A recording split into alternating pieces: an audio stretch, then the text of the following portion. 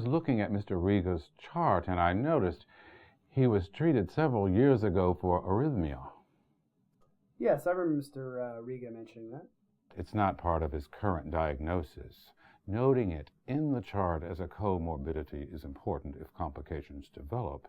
If Mr. Riga is going to have a stent placed, the arrhythmia could impact management of his care. It might even be enough to warrant an overnight stay.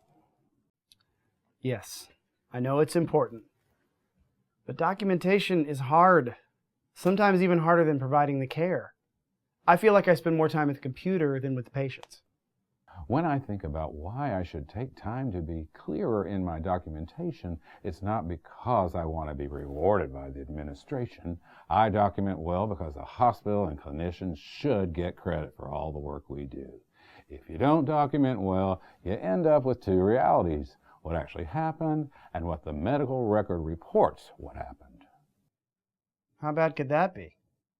Poor documentation leads us to a place between reality and fantasy, between billing and denied claims, where the work of physicians can disappear, never to be found again. A place we call the bad documentation zone. The medical record is scoured by all kinds of reviewers whose only picture is what's in the record, not what we actually did.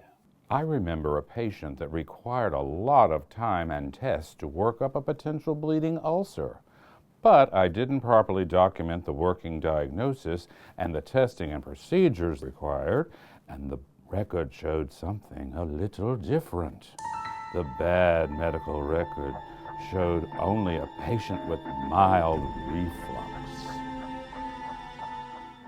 Okay, I'm beginning to see. The secondary diagnoses of the patient should be noted, as they can factor into the patient's outcome and could impact their length of stay and intensity of services.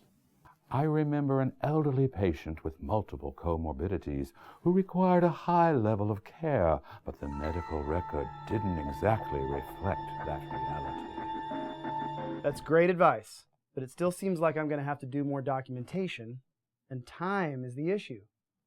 I try to think about things that I document in the chart that are not related to continuity of care or justification for services, and I eliminate them.